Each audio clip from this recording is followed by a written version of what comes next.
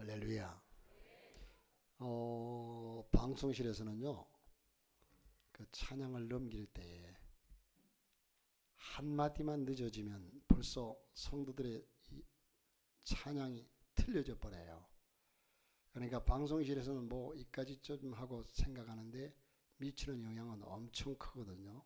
그러니까 그 모니터에 나오는 자막을 넘길 때에는 정확하게 한 박자 앞에 벌써 이 박자를 끝내고 다음 박자를 들어가야 되니까 앞에 정확하게 긴장하고 함께 찬양하면서 띄워주시면 누가 하든 간에요 더욱더 고맙겠습니다. 이 얘기를 꼭 방송실에서는 기억하시고요, 협력해 주시면 고맙겠습니다. 할렐루야. 오늘 말씀이 스승이 필요한 시대 내지는 참 스승에 대해서 생각해 보고자 합니다. 결론적인 것부터 말씀드리면 참 스승은 예수 그리스도죠. 또 성령님이십니다. 예수 그리스도가 우리의 참 스승이시고 또 우리에게 주의 성령이 임하고 주님과 동행, 주의 성령께서 우리를 주관하고 인도할 때에 진정한 스승의 모습으로 쓸 수가 있다는 겁니다. 자, 여러분, 오래전에 미국에 앤이라고 하는 소녀가 있었습니다.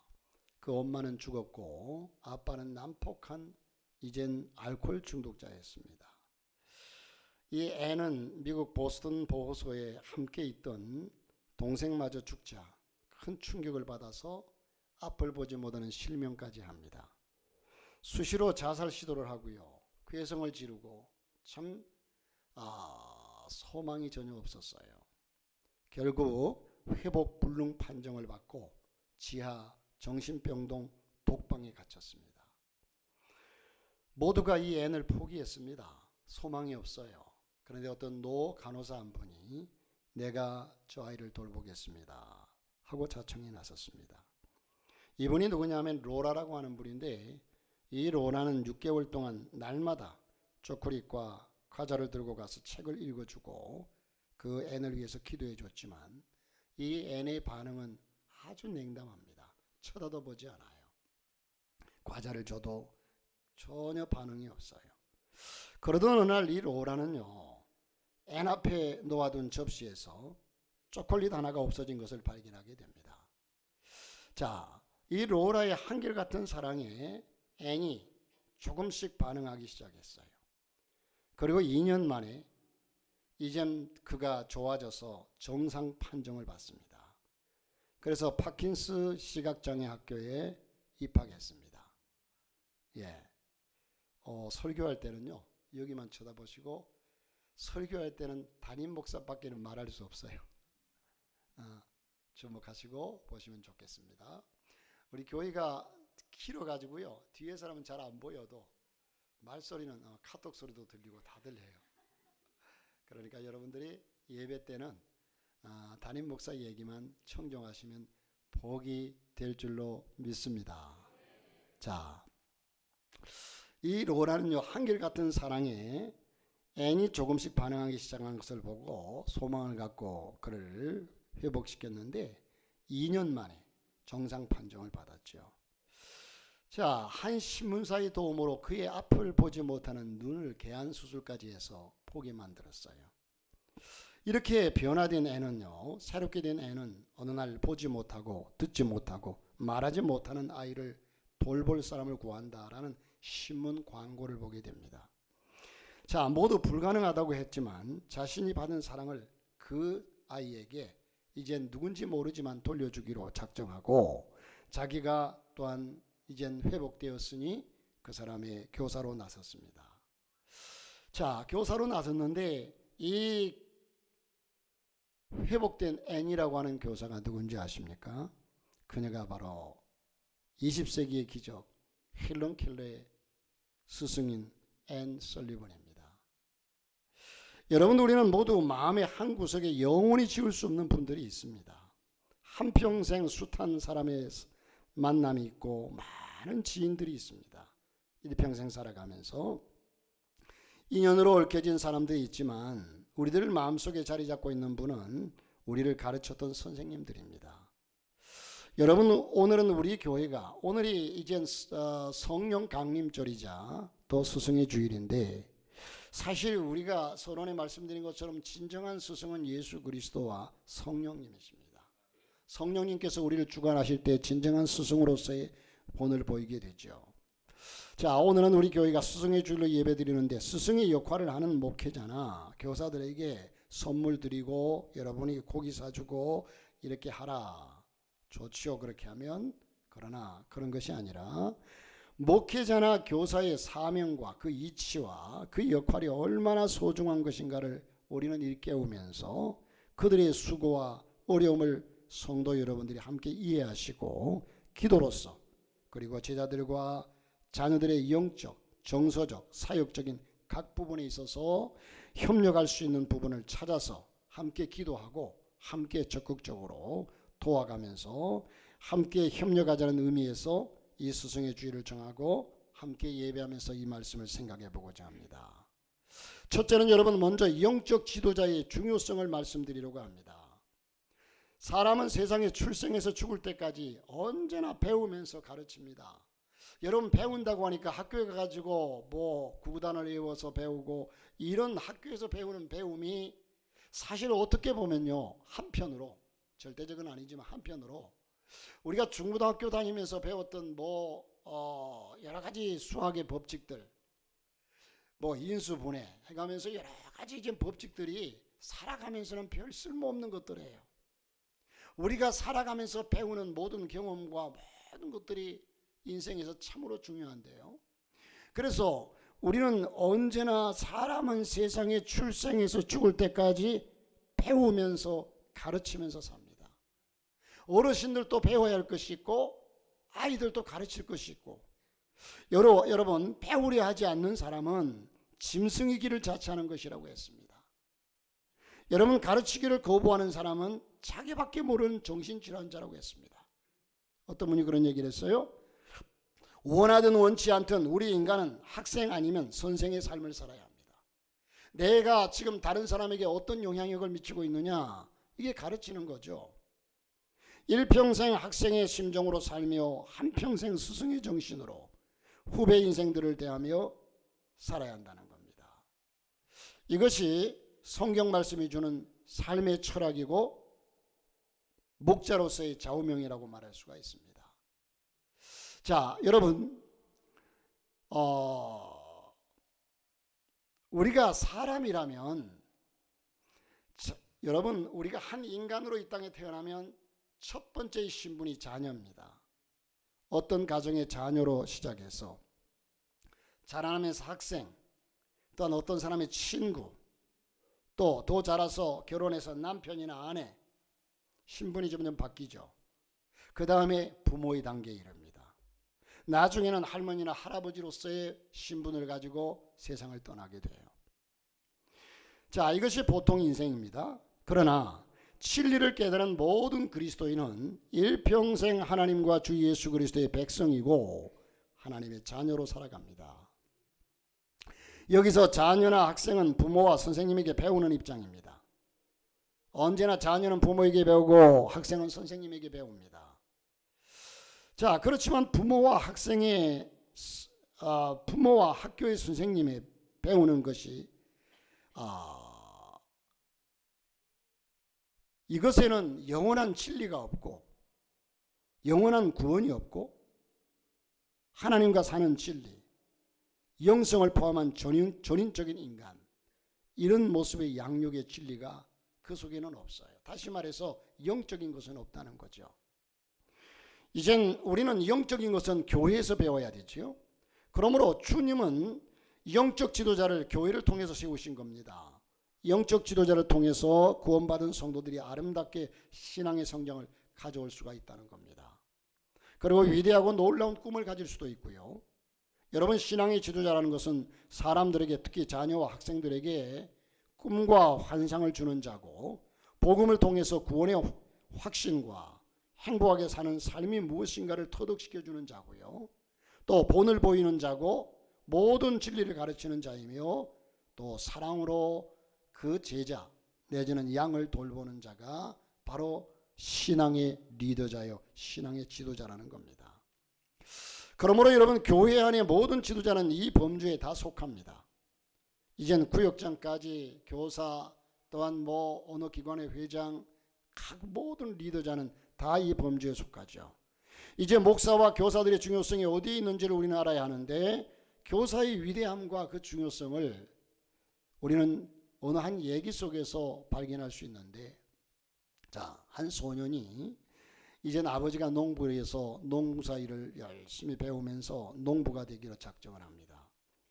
그런데 어느 날 그 아버지와 함께 어느 마을에 가보니까 어떤 사람이 기계를 고치면서 그 기계를 만지고 기계를 또 조작하고 하는데, 참 아름다워 보였어요. 그래서 그가 다시 농부가 되는 것을 포기하고 엔지니어가 되는 것을 이젠 희망하고 마음에 품습니다. 자, 그 후에 변호사 사무실을 가게 되었는데, 우연찮게 변호사가 일하는 모습을, 책상에 앉아서 이젠 일하는 모습을 보니까 또 변호사가 되고 싶습니다. 그래서 변호사가 되기로 결심했어요. 그러니까 이젠 그가 언젠가는 아파서 병원을 가게 되는데, 의사가 환자를 돌보는 모습이 참 아름다워 보였어요. 그래서 이젠 나도 의사가 되어야 되겠구나 하고 마음을 바꾸었습니다.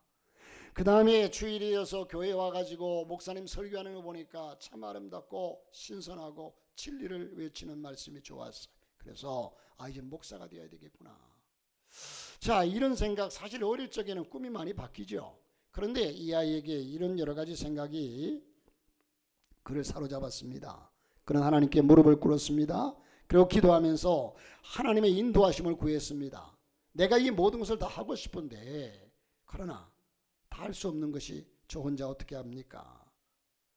농부, 엔지니어, 법률가, 의사, 군인, 항해사, 목사.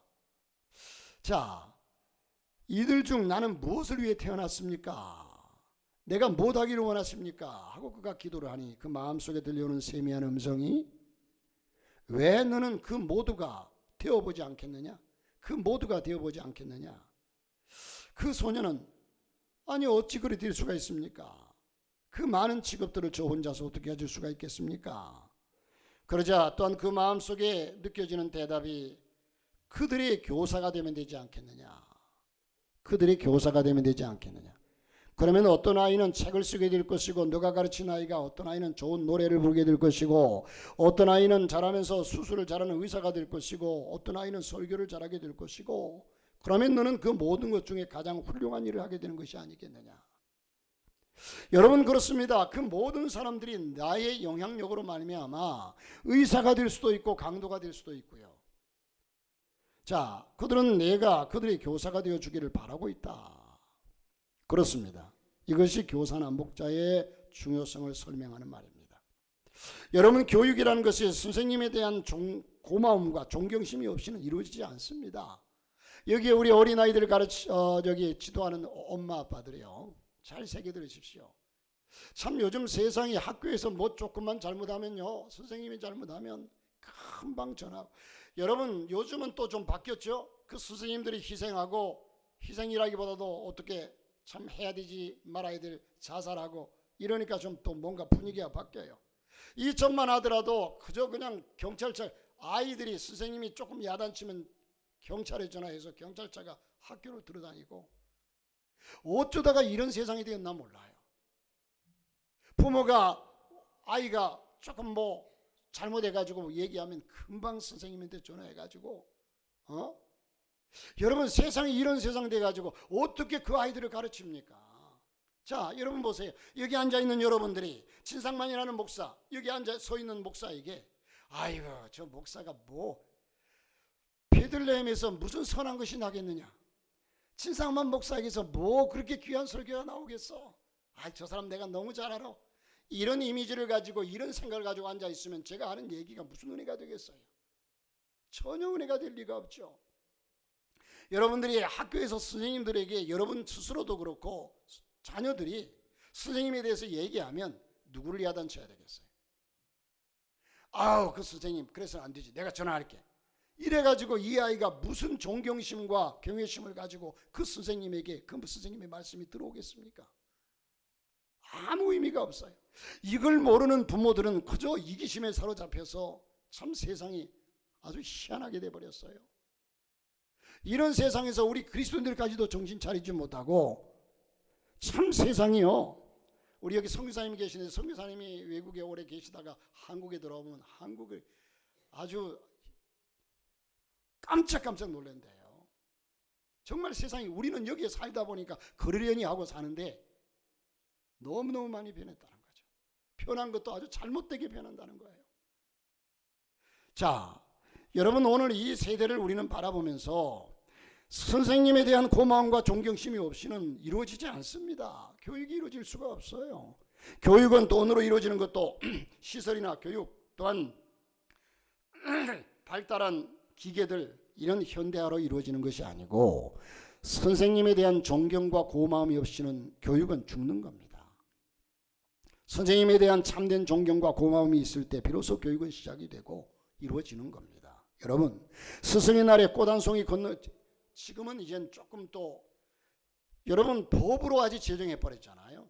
사실 촌지 얘기가 나오니까 어떤 선생님이 스승의 날이 됐는데 아이들이 어떤 아이가 그냥 좋은 선물 포장지에 싸가지고 왔는데 정육점을 하는 아이가 이젠 고기를 가지고 왔더래요.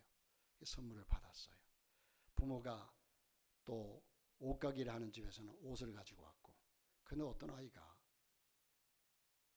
뭔가를 포장을 해서 안고 왔는데 밑에서 물이 뚝뚝 떨어지더래요. 그래서 이게 뭘까 하고 너는 뭘 가져왔니? 예. 그래서 선생님은 좋아서 그걸 받으려고 보니까 뭘 가져왔니? 하고 보니까 예. 우리 집 개가 새끼를 낳는데요. 너무 이뻐서 가져왔어요. 강아지를 가져왔는데 오줌을 싸고 있더래요. 그래서 기겁을 했답니다. 여러분 사실 제가 보기에는요. 이 흔히 치맛바람이라고 그랬잖아요. 촌지를 건네고 하던 사람들이 일부였어요. 근데 우리나라는 참 제가 안타까운 게 뭐냐면 어떤 정부든 간에 문제가 생기면 그 문제를 개선하려고 하는 게 아니라 법을 만들어버려요. 아예 차단시켜버려요. 그러니까 각박한 세상이 돼요. 참 안타깝습니다.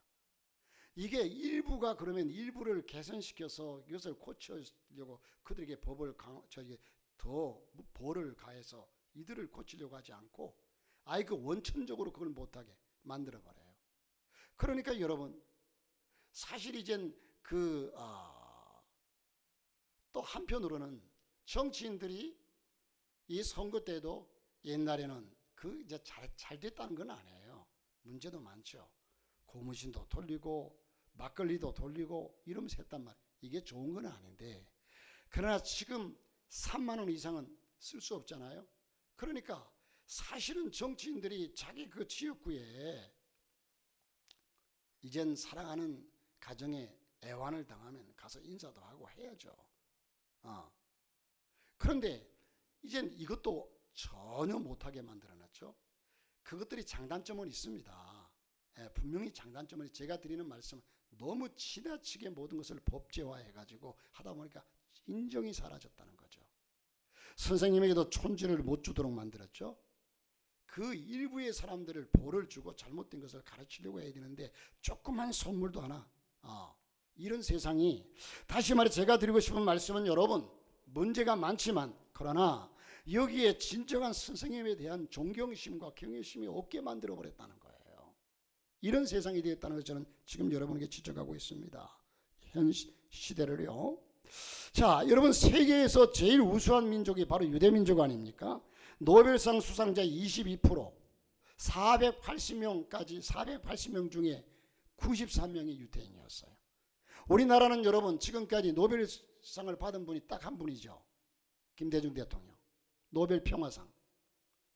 자, 세계 200대 재벌의 15%, 미의회 정치인의 10%, 미국 변호사의 30%, 법대 의대 교수 중에 50%가 유태인들입니다. 언론사, 예술가, 과학자 등 각각의 분야에서 최고의 두각을 나타내고 있는 민족이 바로 유대인입니다. 어떻게 소수민족인 유대인이 이처럼 세계를 장악하고 이런 분야의 두각을 나타낼 수 있습니까? 그 이유가 뭘까? 그들이 교육 때문이라는 겁니다. 그러면 유대인들의 교육 시스템 가운데 어떤 요소가 저들의 후손들을 세계의 어느 종족과도 비교할 수 없는 두각을 나타내는 존재가 되었습니까?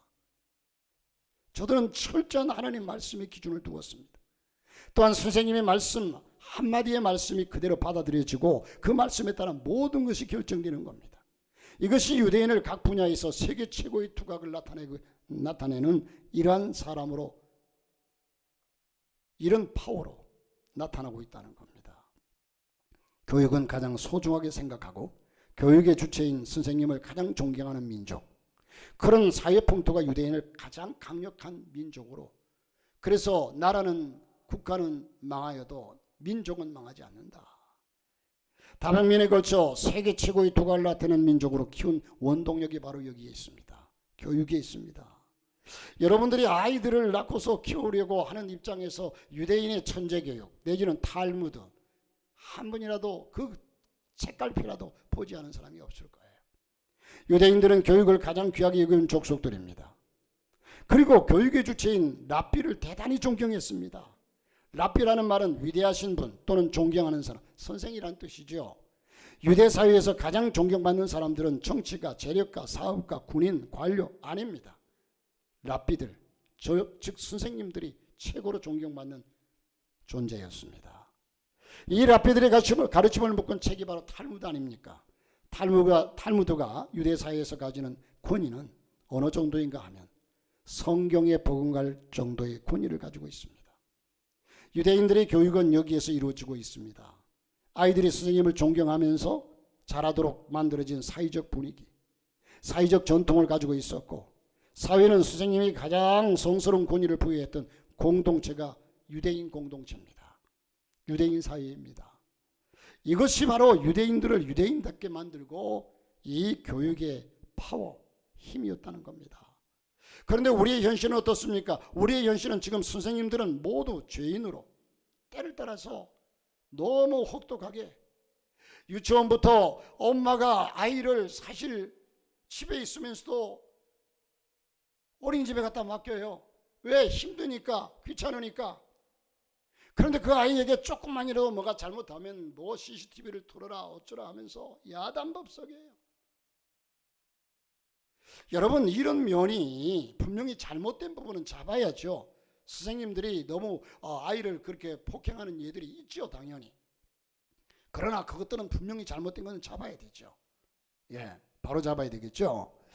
부도덕한 사람들로, 돈만 하는 사람들 벌레로 우리는 때를 따라서 좀 지나치게 조금 비약시킨다면 이렇게 선생님들을 과거에는 매도해 왔습니다. 일부러 그러한 교사들이 있지만 일부에 그러한 교사들이 있지요. 그러나 일부입니다. 그 많은 선생님들이 일부예요. 때를 따라 목회자의 실수, 목회자의 잘못된 부분들이 여러분 매스컴에 나타나면요, 사실 먹물 한 방울, 여러분 물이 큰 한 동이에 물의 양이 어마어마한데도 먹물 한 방울만 떨어뜨리면 그게 다 흐트러져요. 그 한 사람 일부가 여러분 그렇지만 다 그렇지 않다는 거죠. 대부분이 안 그렇다는 거예요. 그런데 그들 때문에 모두를 매도하는 것처럼 보입니다. 이런 punk트에서 무슨 교육이 이루어지겠습니까? 선생님이 무시당하는 현실에서 무슨 교육이 이루어지겠습니까? 혹자는 이렇게 말합니다. 한국 교회는 19세기 프로그램으로 20세기 교사가 21세기 어린이를 가르친다. 자, 그러나 여러분, 교회 학교 청소년들에게 영적인 감동과 감격을 주는, 감격과 감독을 주는 것입니다. 학교 교육은 이성과 경험을 강조하는 머리 교육이고, 교회 학교는요, 계시와 영성을 강조하는 가슴 교육입니다. 그러므로 비교의 대상이 아니죠. 교회는 지식보다 감동을 심어주는 것입니다. 어린이는 어른의 부속품이 아닙니다. 그들만의 신앙과 문화와 교제를 인정해 줘야 합니다. 여러분, 어린아이 일부 예배 때 그런 말씀을 드렸지만, 제가 수원에 좋은 교회 있을 때요, 유치부 아이예요. 집사람이 유치원 교사였고 유치부 또 교사였거든요. 그 교회 유치원 교사로 있으면서 유치부 교사였는데, 제가 이름은 기억이 안 나요. 엄마 아빠가 주일날이요, 집안 결혼식장 가는데 이 아이는 나는 교회 갈 거예요, 안 갈 거예요. 자기 혼자 남아서 예배당 나와요. 여러분, 아이들의 신앙을 무시하지 마세요. 대단한 아이 아닙니까? 여러분, 어른들보다도 훨씬 나은 믿음을 가진 어린아이들, 또한 예수님께서도 어린아이들이 내게 오는 것을 막지 말라. 어린아이와 같지 않으면 천국에 들어갈 자가 없다. 여러분, 21세기 한국 교회가 사막으로 변할 수도 있고 푸른 초원으로 변할 수도 있습니다. 우리는 바른 교육을 시켜야 합니다. 지금은 위대한 스승이 필요한 시대입니다. 한 소년이 위대한 스승을 만나기 위해서 오랫동안 방황했습니다. 누가 나의 위대한 스승일까? 소년은 깊은 숲과 황량한 사막을 헤맸으나 위대한 스승을 찾지 못했습니다. 소년은 너무 지쳐 나무 밑에 털썩 주저앉아 이젠 기진맥진에 앉아 있었습니다. 그때 흰 수염과 맑은 눈동자의 한 노인이 나타나서 지나가면서 이 소년에게 묻습니다. 얘야, 너 왜 그렇게 방황하고 있느냐? 그러자 이 소년이 대답합니다. 예, 저는 위대한 스승을 찾고 있습니다. 그러나 아직 찾지 못했습니다. 노인은 얼굴을 가득히 온화한 미소로 지으며 말합니다. 내가 찾는 위대한 스승이 어디 있는 줄 내가 가르쳐 주마. 지금 너희 집에 있으니 너희 집에 빨리 가보거라. 그러면 어떤 한 사람이 신발도 신지 않은 채 튀어나올 것이다. 그 사람이 바로 내가 지금까지 찾는 가장 위대한 스승이다. 소년은 위대한 스승을 빨리 만나고 싶어서 그 간절한 마음으로 집으로 달려갔습니다. 소년이 대문을 두드리자 한 여인이 신발도 신지 않은 채 뛰어나와서 소년을 맞았습니다. 그 위대한 스승은 바로 소년의 어머니였습니다. 어머니는 최선의 교육자입니다. 어머니는 이 세상에서 가장 위대한 스승입니다. 할렐루야. 여러분, 내가 내 집에서 자녀를 제대로 가르치지 못하고 누구에게 맡기고 누가 가르쳐 주기를 원합니까? 지난주에도 말씀드렸습니다마는 그 아이가 교회 주일날 한번 나오는 아이에게 너 교회에서 그렇게 배웠냐? 엄마가 그렇게 야단치면 엄마는 그 아이에게 뭘 가르쳤습니까? 여러분, 남의 탓하지 마십시오. 아이들이 이런 일 저런 일, 제가 지난주인가요? 말씀드렸지만 이태원 사건도 보십시오. 이 아이들이 그렇게 가가지고 희생을 당한 거 참 슬픈 일이죠. 안타깝죠. 얼마나 마음에. 그러나 이 안타까운 마음이 부모들의 잘못이라는 말입니다. 저들에게 진정한 가치를 가르쳐주지 못하고 진정한 바른 교육을 시키지 못하다 보니까 세상에 휩쓸려가지고 세상에 쫓아다니다 그렇게 된 것을 누구 탓을 하자는 말입니까? 가슴을 치면서 자기가 내가 잘못 키웠구나. 여러분, 예전에 뉴키즈 온 더 블록이라고 하는 가수가 왕래했을 때, 한국에 왔을 때 그때 한 사람이 압사당해 죽었어요. 그때 제가 이제 목회 시작했을 때에 우리 교회 청년 하나, 학생 하나가 거기 다녀왔어요. 야단을 쳤어요. 그런데 그때 압사당한 그 아이 하나가 부모가 내가 자녀를 잘못 키웠다고 가슴을 치면서 그 기사가 신문에 났어요. 사랑하는 성도 여러분, 어머니 아버지가 최고의 스승입니다. 남의 탓하지 마십시오. 내 자녀가 잘못되거나 문제가 있으면 내가 잘못 키운 거예요. 가정은 하나님이 세운 학교입니다. 부모는 그 학교의 교사입니다. 하나님은 자기의 자녀들을 말씀 안에서 잘 양육하도록 부모에게 맡기셨습니다. 부모는 세상의 가치관에 대항해서 자녀들에게 하나님의 가치관을 심어줄 책임이 있습니다. 그러나 사회가 산업화 분업화되면서 하나님의 학교로서 가정의 기능은 점차 약화되어 가기만 합니다. 참으로 안타까운 일이 아닐 수 없어요. 모든 것은 일반 학교 교육에 맡기고 가정은 단지 쉬는 곳으로 전락하고 말았습니다. 여러분, 유대인들은 가정이 최고의 학교입니다. 한국 사회의 비극은 부모가 더 이상 교사이기를 포기한 데 있습니다. 내 아이는 내가 가르쳐야지. 이런 뭔가 확실한 철학을 가지고 이 아이에게 사랑을 더하고 이 아이에게 인격을 더하고 이 아이에게 사랑을 집어넣어주고 감싸 안고 하나님의 말씀으로 양육하고 이럴 때 정말 사람답게 인간답게 자라나지 않겠습니까? 아주 어린 나이로부터 자녀들을 어린이집으로 유치원으로 학원으로 다 내모읍니다. 어떻게 하자는 거예요? 집에 엄마는 가만 앉아 있으면서 이 아이가 힘들어도 이 아이에게 묻는 얘기 대답해주고 끌어안고 그 아이가 아직 어리지만 엄마가 나를 얼마나 사랑하는지를 그는 압니다. 모르는 줄 아세요? 다 알아요. 여러분, 제가 강아지 하나를 키우면서 강아지도요 한 대 때리고 내가 그를 화를 내고 싫어하는 줄 알면 이 강아지가 제 곁에 잘 안 와요. 좋은 먹이를 줘도 잘 안 와요. 그런데 이 강아지에게 그냥 이쁘다고 쓰다듬어주고 사랑하면 진정한 마음이 통하면 막 쫓아와요. 자, 사랑하는 성도 여러분, 우리는 이제 우리의 자녀들을 부모가 참으로 바로 키우는 귀한 스승이 되어야 될 줄 압니다. 부모는 이제 학비를 조달하거나 생활 편의를 도모해주는 아저씨고 도시락이나 싸주는 어머니 노릇밖에 하지 못합니다. 차라리 여러분 나가서 돈 벌고 자녀 키우기 위해서 돈 벌기, 그 자녀를 어떻게 키우려고 돈을 그렇게 벌어서 하려고 합니까? 내 자녀를 인격적인 자녀로 키우려는 생각은 별로 없어요. 어떻게든 다른 사람 머리 위에 올려놓기 위해서 힘쓰고 애쓰는데 참 안타까워요. 우리 그리스도인의 정신이 아닙니다. 신앙인의 정신이 아니에요. 그래서 여러분, 나의 자녀들을 앞으로 이 자녀가 돈이 있어도 없어도 행복할 수 있는 자녀로 키우십시오.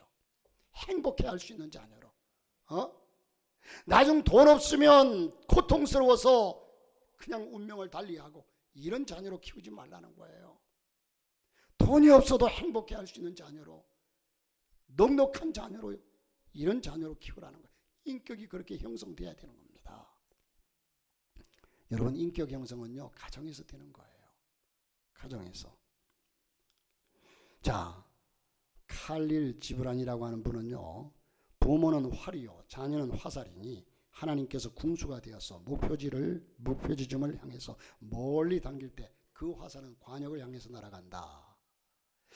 자, 여러분, 부모는 활이라고 했어요. 부모가 당기는 대로 자녀는 나갑니다. 부모의 철학대로 그 자녀는 부모가 어떻게 키우냐에 따라서 그렇게 됩니다. 여러분, 절대적인 않죠. 사람적인 일이니까. 그래서 옛말에 흔히 쓰는 말 가운데 문제의 자녀 뒤에는 문제의 부모가 있다고 그래요. 그러면 이 얘기가 절대, 여러분, 술을 많이 먹고 하는 자녀들 보면 아버지 부모 밑에 자란 자녀가 두 가지로 나눠져요. 나는 아버지처럼 저렇게 술 안 먹을 거야. 그래서 술을 입에도 안 대요. 예수를 안 믿어도. 그런데 아버지 보고 그대로 술 먹고 그냥 아버지처럼 자라는 아이도 있어요.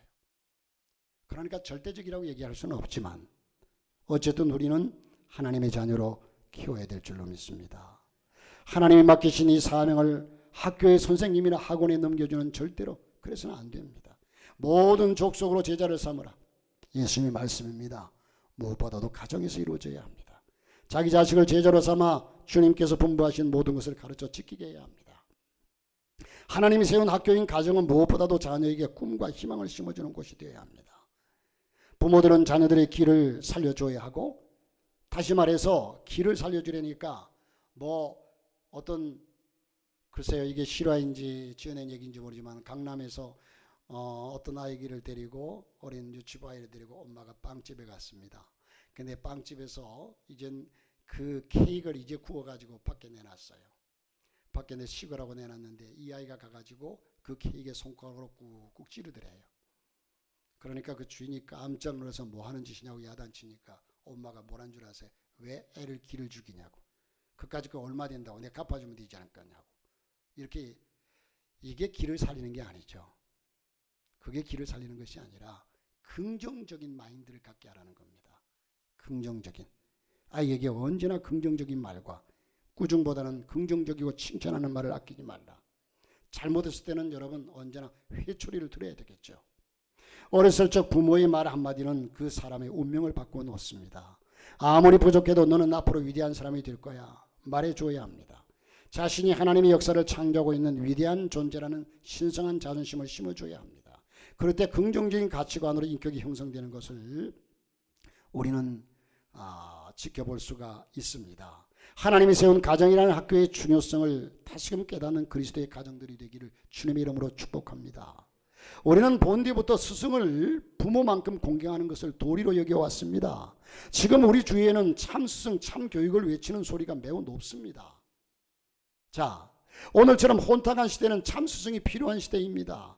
요즘처럼 소란스러운 시대, 정의가 땅에 떨어진 시대에 참된 스승을 원하고 있습니다. 이 참된 스승의 절대적인 조건은 사랑입니다. 진정한 사랑을 가지고 나아가는 겁니다. 육신은 어버이에게서 받았지만 정신은 그분들에게 의해서 길러지기에 그림자조차도 밟을 수 없는 존재가 스승입니다. 제2의 부모는 섬기는 미풍양속이 전해지게 된 것입니다. 그만큼 중요하기에 제2의 부모라고까지 얘기하게 되는 거죠. 스승은 스승으로 반드시 대접받아야 합니다. 삶의 고비마다 인생이 빛이 되어서 마음을 어루만져 줄 그런 스승이 단 한 분도 없는 사람처럼 불행한 일이 없어요. 여러분, 아버지 같은 스승 뭐라고 그러죠? 언제나 아버지 같은 스승, 스승과 같은 아버지 같은 스승, 나를 케어해 주는, 내가 상담할 수 있는, 뭐라고 그래요? 내가 지금 일부 예배 때 하고서 생각을 해보려고 해도 떠오르지가 않아요. 에? 아니, 젊은이들도 그러니까 여러분에게 그런 스승이 없지. 멘토. 확실히 우리 저기 원장님이 다르긴 다르시네. 멘토. 멘토가 있어야 돼요. 자, 정말 스승이 필요한 시대입니다. 이것은 우리는 현실이 참 스승을 갈구하고 있죠. 만나보기 어렵고 참 교육을 희망하나 찾아보기 힘들다는 뜻이기도 합니다. 자, 여러분, 물론 불완전한 인간에게서 참과 완전을 기대할 수는 없어요. 스승이라고 해서 완전할 수 있겠습니까? 그럴 수는 없어요. 이젠 여기에 근접한 스승을 성직자나 교육자에게서 찾고 있음을 유념해야 합니다. 이 시대에는 정말 가르침을 베풀 수 있는 사람, 모든 것을 따라서 행동할 수 있는 참된 스승이 필요한 시대죠. 그러면 오늘의 어떤 선생님이 좋은 선생님일까? 또 우리는 인생의 진정한 스승을 찾아야 합니다. 이런 은인을 만난 적이 있습니까? 기나긴 삶의 여정에서 스승이나 은인의 도움은 큰 영향을 끼칩니다. 스승은 꼭 필요하고 기다리던 때에 여러분 앞에 나타나서 함께 여정에 오르고 올바른 방향으로 이끌어줍니다. 하지만 간과하지 말아야 할 것이 있습니다. 결국은 모두가 스스로 성장해야 합니다. 이젠 따라서 자신의 목적은 스승의 부축을 받고 스승의 도움을 받고 함께 스승이 도와주는 역할을 할 뿐이지 자라난 것은 스스로 자라나야 되죠.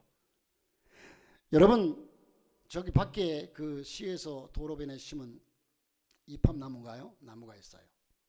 제가 얼마 전에 보니까 한 나무가 이렇게 기울어져 있어요.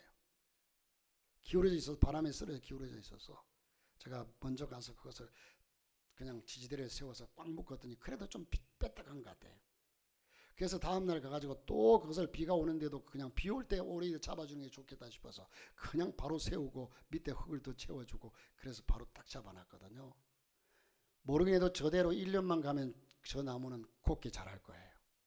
그러나 기울어진 채로 내버려뒀다면 그는 1년 가면 나중 바로 잡을 수 없는 나무로 기울어졌을 거예요. 자, 인간도 마찬가지입니다. 여러분, 우리는 스스로 잘하지만 옆에서 도와주는 이, 부축하는 이, 그리고 자신도 다른 이의 스승이나 은인이 되어 주어야 한다는 거죠.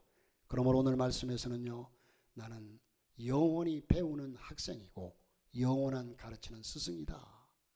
나로 통해서 누군가에게 영향력을 미치고 있고 또 나는 누군가를 통해서 영향을 받고 있다 라는 사실을 우리는 인생 속에 있다는 사실을 깨닫고 저와 여러분이 하나님의 사람으로 우리의 자녀를 하나님의 사람으로 키우고 스승된 자는 교회 안에서 모든 지도자는 신앙의 지도자는 저부터 비롯해서 하나님께서 기뻐하시는 하나님의 사람이 될 수 있기를 우리 교회가 모든 자녀들을 하나님의 사람으로 이끌어 나가고 바로 세울 수 있는 교회 될 수 있기를 주의 이름으로 축복합니다.